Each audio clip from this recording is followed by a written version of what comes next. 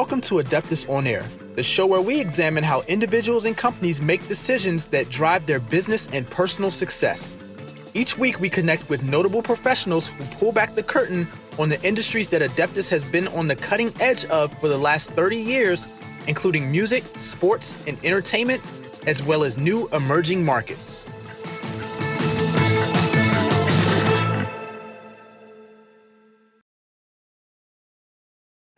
Hello, and welcome to another edition of Adeptus On-Air. I'm again your host, Mike Hoffman, and today I am joined by Anthony M. Caro. Tony, how you doing today?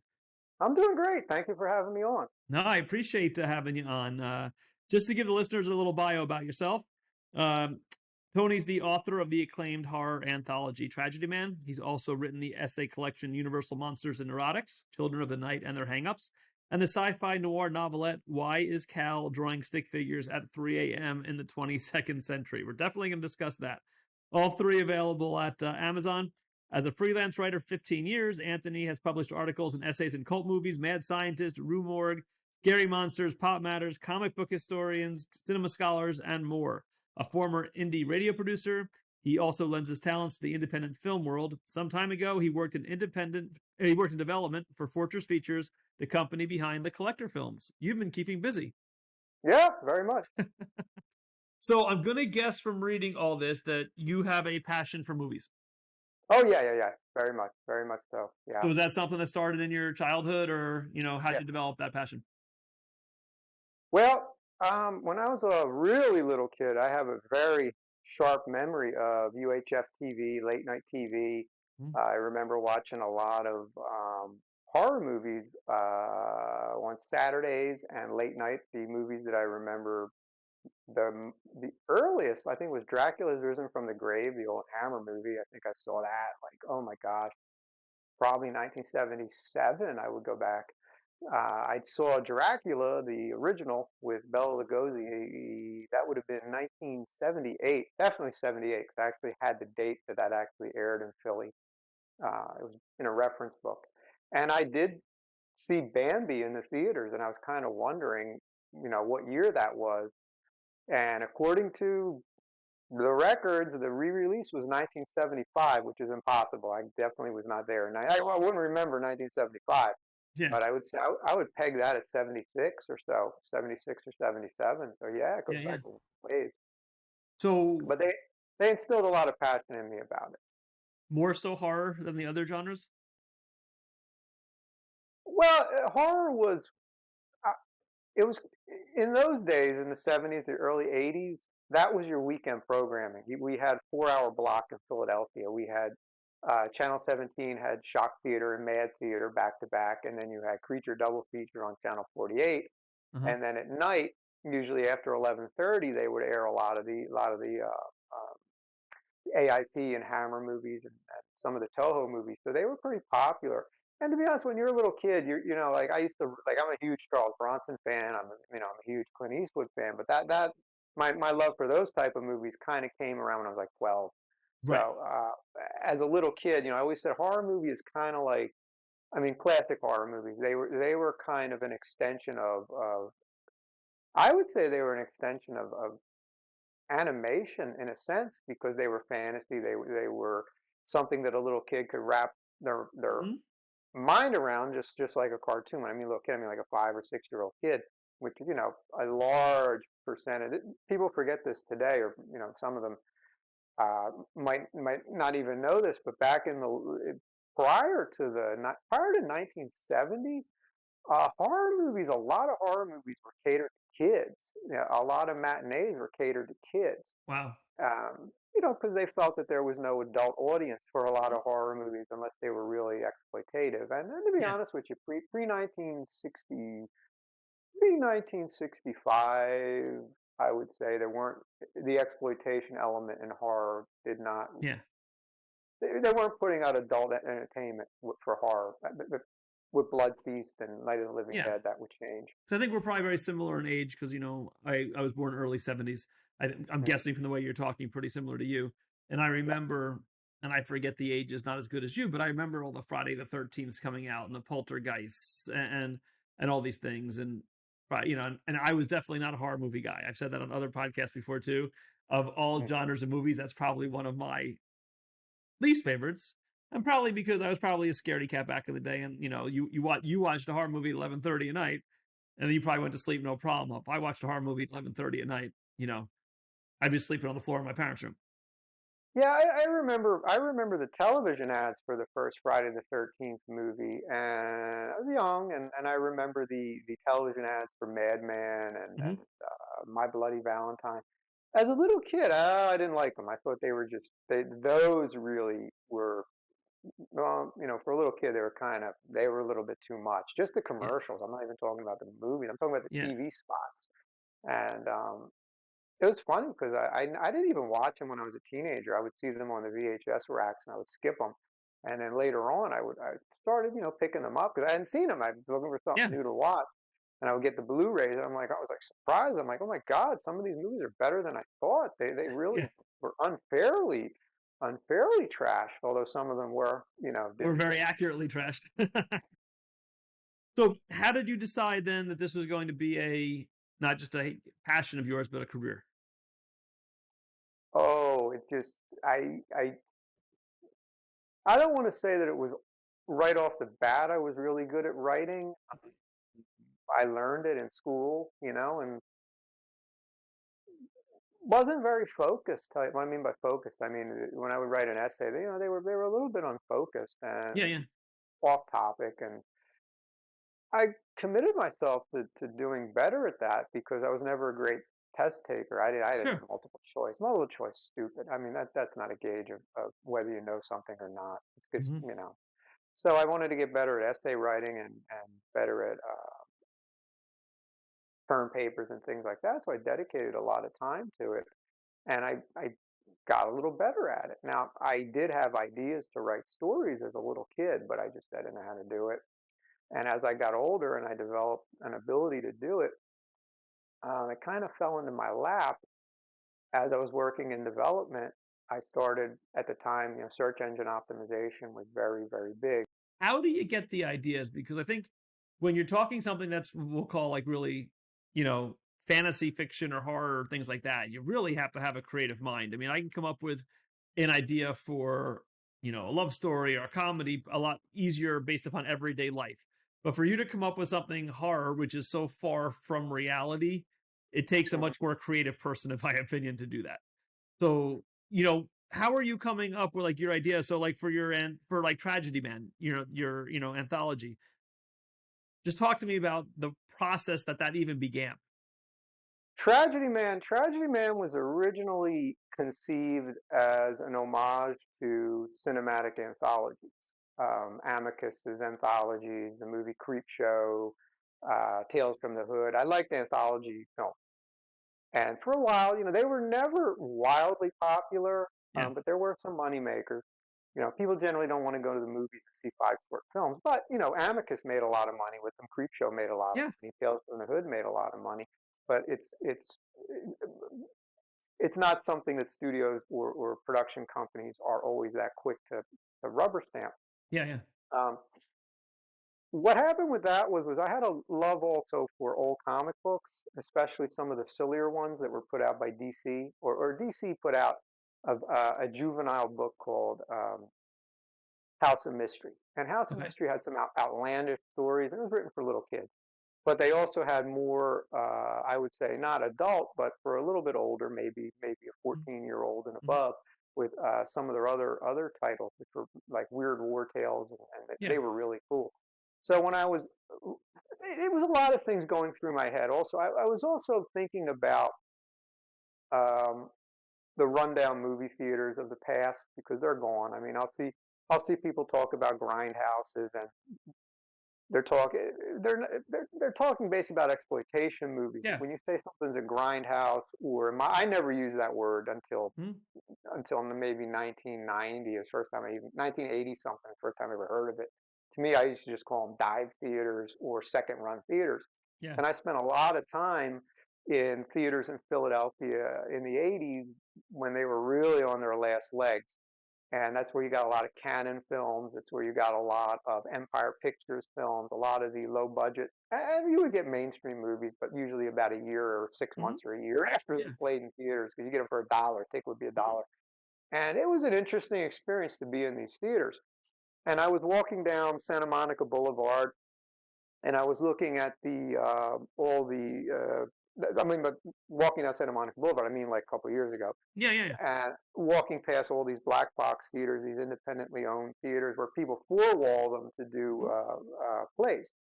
And I started bouncing around this idea in my head because this is not the nicest section of LA. I mean, it's Yeah. Of not bad or course. horrible, but Yeah. Yeah. it's obviously needs some renovation, and Mhm. these theaters, could use a little renovation. I said, wow, that reminds me of those old theaters in Philadelphia, New Jersey.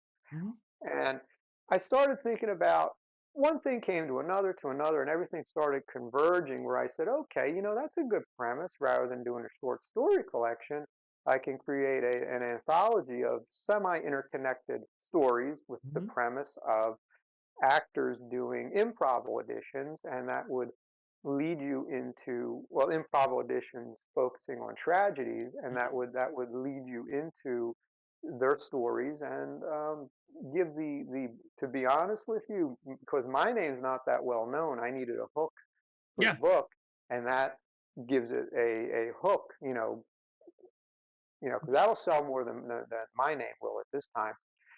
And as writing it, even though it's a horror anthology, and the tales are, well, I put an asterisk next to that. I'd say there's 4 horror stories and 1 crime story. I kind of consider the fourth story a crime pot boiler. Okay. Um, I kind of looked at it from more of the transgressive approach, which you would see with, although it's certainly not the same style of Bright Lights, Big City, or Fight Club, but that concept of, but those books are nothing like Mhm. Notes from the Underground. Notes from the Underground's transgressive work. And that's kind of like sitting on the edge and kind of looking at things from an outsider perspective. You're kind of Yeah. dealing with people who are on the fringe. And the characters, the actors are basically, I get in trouble for this, but a lot of actors derail their own careers. Either they derail them on the way up, or they reach the top and they send themselves right back out of the Mhm. industry because of attitude, behavior, lack of commitment, Mhm. sometimes just being just too difficult to deal with. And those little things all kind of, that really became the focus. I think even though it's a horror story, and even though they're horror stories and it's fantastic, my focus there was really focusing on the struggles, the internal struggles of somebody not happy with their career, not happy that the career isn't going where they want it to go, or it went somewhere and then collapsed, Mhm. or they were successful and they really, I would have liked to have done something else. So those things kind of guided it. I They kind of guided the stories, and I think if I have one thing to be proud of with that work was I think it's very character driven. I know it's character driven. Mhm. It's a character driven anthology. It's not a horror tale where it's just a lot of action, or everything set up for like a kill scene, or a shocking scene or whatever. I keep it focused on the characters and their journey, and I think that kind of elevates it, and I think that's why people who read it really liked it. Interesting. So, when did this anthology come out? In what year? This year it came out on Oh, okay. August 28th in the summer. Okay. And the feedback's been very positive so far. Feedback's been very positive. Um, when it came out, I was, because I'm relatively new to Yeah. self-publishing. I never mentioned any of my influences, and people picked up on the influences. They picked up on Wow. my the type of movies and books and comic books that I really liked when I was writing it. And I thought, someone actually, it was funny because I named one character Elmore, and I that was based on Elmore Leonard, who had written several novels, but I never Mhm. never I didn't read Elmore's novels, but he wrote Mr. Majestic, which was the Charles Bronson movie, which is one of my favorites. So that was Interesting. kind of a nod there. and some even picked up on. They said that it reminded them of Elmore Leonard's uh, slow build towards an ending, and I thought, wow, that's pretty cool.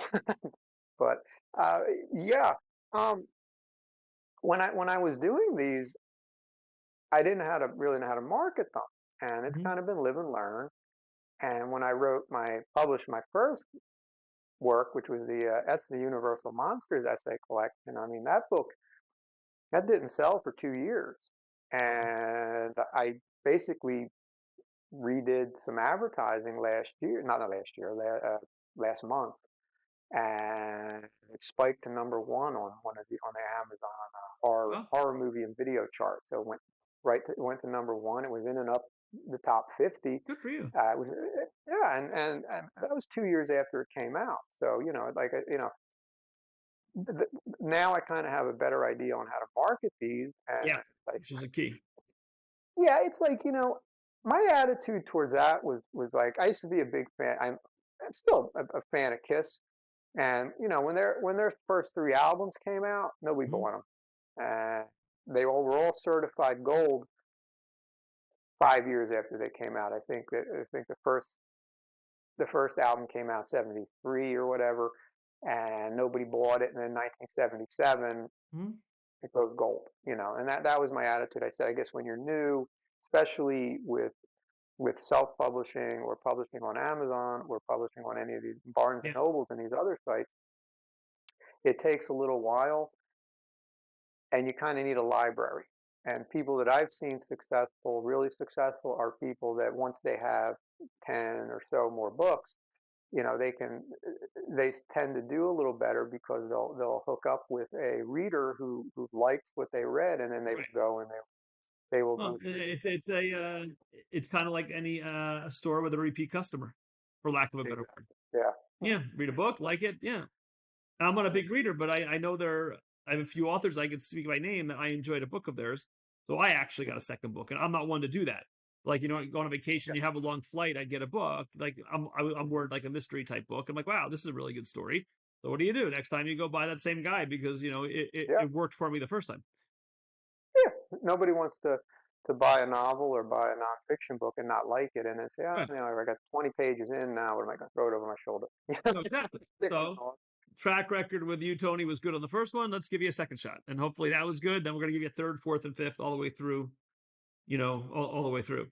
So, would you hopefully. consider yourself like? I know you're a big movie fan, obviously, and we've talked Yep. basically about this one genre. Do you enjoy movies across all genres?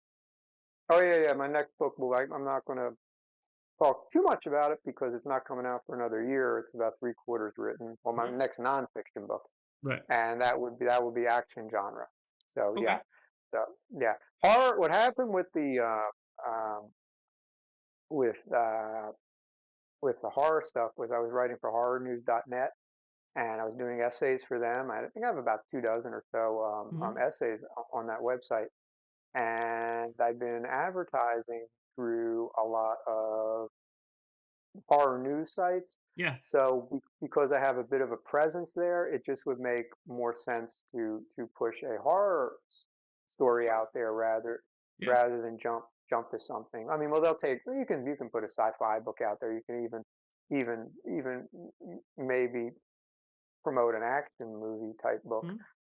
But a western, no, you're going to have to build your audience up a little bit Right. elsewhere. So when you do this stuff, you're not it's self-publishing, it's not self-writing. I mean, when you've written it and you've edited it, now you have to veer into the publishing spectrum, and a writer who just publishes it and pays for token ads on Facebook or Amazon, that's not going to push your Yeah. book as much as stepping into the role of other Mhm. people in the publishing industry, such as the publisher, publicity people, um, promotions and marketing and all that. And what I mean by promotions and marketing, see, just paying for an ad is not enough. I mean, you Of have course to not. have ad content, ad copy, visual images that support Yeah. advertising.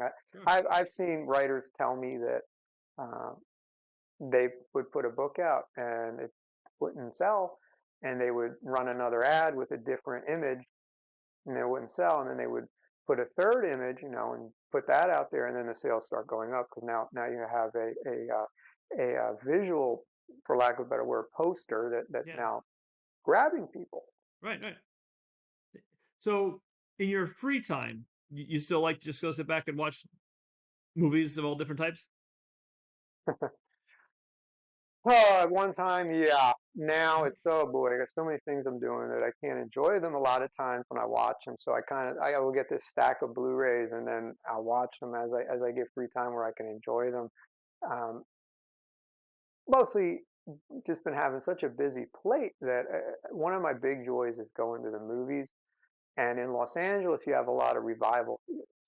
Yeah. And revival theaters are fun because you can watch a movie from the 1930s or the 1980s on 35 millimeter on a traditional projector, and with an audience that's really into it. Like I watched, really had some of the movies I've seen since I've been here. I mean, finally got to see Bronco Billy, which is not Bronco, but that's Clint Eastwood movie.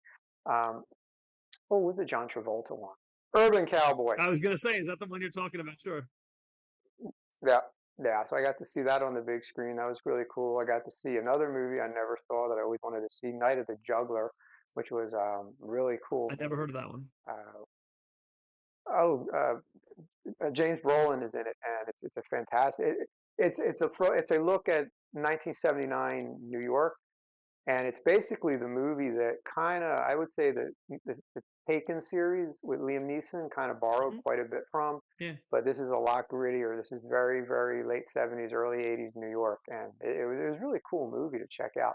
So I got to see the Godzilla movie, Destroy All Monsters. I mean, it's a lot of really cool movies on the screen. So that's kind of what I kind of enjoy. So I know you don't watch a lot of movies now, but for people that are younger listening, who watch movies for the past 10 years, just mention some of the movies that have really impressed you or that you've really enjoyed over the last 5-10 years, in all different genres.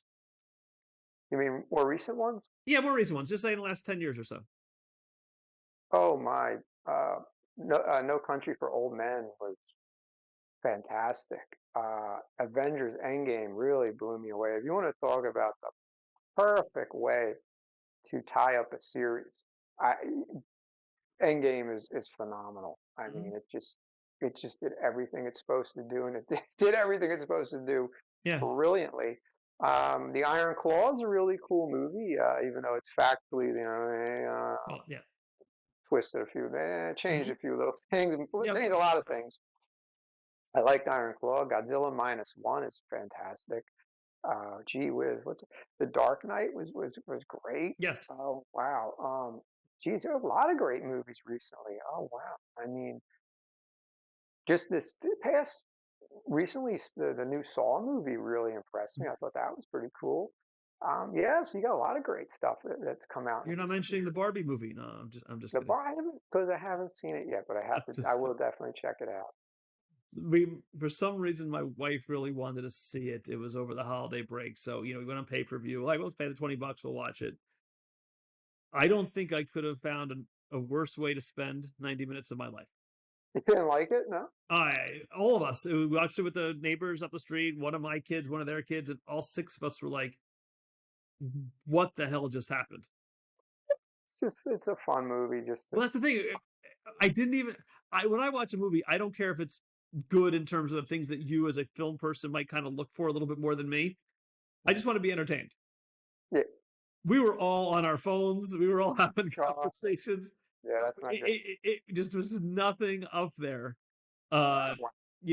Just nothing up there, kind of caught our attention. But it's fun. That's the last one I saw. That's why I kind of mentioned that one. Yeah, we obviously since COVID, I don't know if I've been to the movie theaters honestly since COVID. So we've been doing a lot more of the movies on Netflix, the pay-per-view, that kind of thing, which is kind of cool because some of the movies, I have rewatched, kind of like you did, some movies that I might not have seen in 15 or 20 years or 30 years. Obviously, I'm not watching them like you did in the theater, which is pretty cool. But it is kind of cool sometimes to watch those movies that, don't necessarily appear on there's some old movies that appear on some cable network all the time. Yeah. but I kind of like the ones that you haven't seen, you almost forgot about, and then somehow you see it, it's coming back, and you watch it, and that's always a lot of fun. Yeah, during the really early days of COVID, I was getting a lot. I was catching up on movies with Netflix, and they would occasionally run a recommendation. It would be either a movie I hadn't seen, and like I got Midnight Cowboy. I hadn't seen Midnight Cowboy in There you 30 go. years, and that just blew me away. And then I watched The Graduate. I had never seen The Graduate, Oh believe it yeah, or not, and The Graduate was just awesome. I really, that's an awesome movie. yeah, that just was like wow, So yeah, um, It's yeah, amazing how certain people just came out with great movie after great movie after great movie. It's yeah. actors. I'm saying the people in front of the camera, not behind the camera. Yeah, in the 60s and the 70s, you had a lot of really, I wouldn't say that a movie has to be from those two decades to be No, good, but there was a tendency in those days to put a lot of effort into making really great movies. And you got, especially the 1970s, you have from the January 1st, 1970 to December 31st, 1979, you have nothing but awesome movies in between. And then in the 80s, you started seeing the shift towards the blockbuster. And you also saw, I think, with the VHS revolution, it destroyed the drive-ins, destroyed the independent movie theaters, and glutted the the VHS stores with mm, thousands and thousands of videotapes from the previous generations plus new releases. It changed the way they make money with it. Just mm, like today, I mean, now yeah, today it's when you do a theatrical thing, it's more like a 2 week event.